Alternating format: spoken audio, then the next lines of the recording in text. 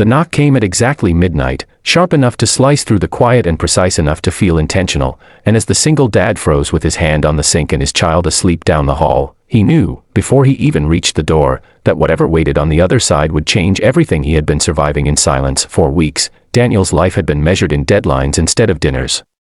The alarm rang before dawn, and he learned to move quietly so he wouldn't wake his 8-year-old son, Leo, whose breathing at night was the only sound that ever reminded Daniel why he kept going. Coffee replaced breakfast. Apologies replaced bedtime stories. His job, remote, demanding, and merciless, had been reshaped by a new executive at the top of the company, a billionaire known in business headlines for her brilliance and feared in internal emails for her expectations. Projects doubled. Timelines halved. Every message ended with the same unspoken rule: deliver or disappear. Daniel delivered.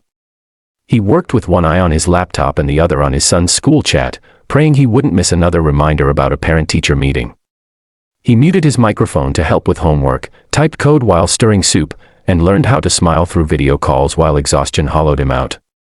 When Leo asked why he was always tired, Daniel joked about superheroes needing rest, but some nights, alone in the kitchen, he pressed his palms to the counter and wondered how long a person could stretch before tearing. The billionaire's name was Evelyn Hart. She was a distant presence, an elegant silhouette in corporate updates, a calm voice in town halls that spoke about resilience and commitment. To Daniel, she was a signature at the bottom of emails that arrived at impossible hours, each one pulling more from him than he thought he had left. He never replied with complaints. He couldn't afford to. Single parenthood didn't leave room for pride, only persistence. The breaking point came quietly. Leo fell asleep at the table one night, his math book open, his pencil rolling onto the floor. Daniel lifted him, carried him to bed, and noticed the dark circles under his own eyes reflected in the mirror. In that moment, the weight of weeks pressed down at once. He sat on the edge of the bed, listening to his son's breathing, and whispered an apology that no one else could hear. Then came the knock. Daniel hesitated, heart racing, mind jumping to worst-case scenarios. No one visited at midnight.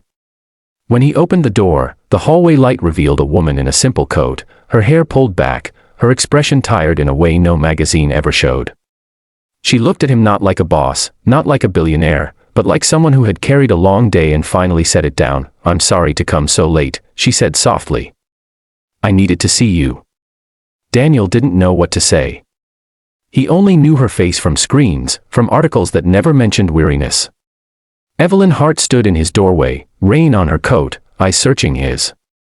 The silence between them was heavy, full of unsent emails and unasked questions. "I didn't realize," she continued, her voice steady but fragile around the edges, "what my expectations were costing you.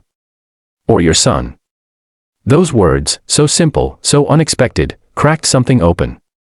Daniel stepped aside, letting her in, unsure whether he was dreaming or standing at the beginning of a reckoning he never imagined he'd witness. The next morning didn't bring relief, it brought consequences. Evelyn didn't leave with empty apologies. She sat at Daniel's small kitchen table, listening as he spoke about late nights, missed moments, and the quiet fear of being replaced if he ever slowed down. He didn't dramatize it.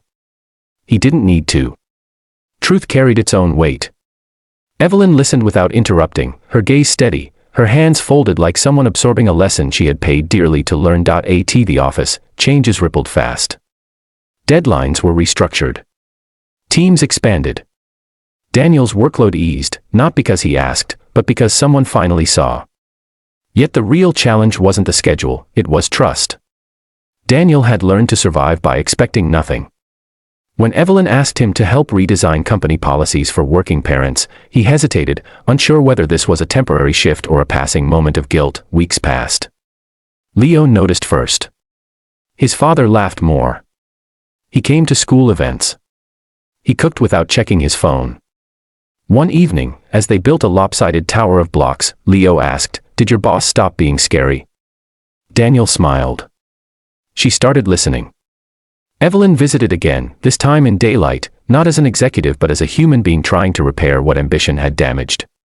She spoke openly about her own isolation, about the cost of climbing without looking back, about how success had once meant never stopping. Standing in Daniel's living room, she admitted that leadership wasn't about how much people could endure, but how much they could grow when given room to breathe. The company changed, but so did Daniel. He learned that strength wasn't proven by exhaustion, and that asking to be seen wasn't weakness. The midnight knock became a turning point not just in policy, but in perspective. A billionaire learned humility. A single dad reclaimed his life. And a child grew up watching adults choose compassion over pressure. Long after that night, when life settled into something steadier, Daniel would remember the sound of that knock, not as an interruption, but as the moment the world finally paused long enough to listen.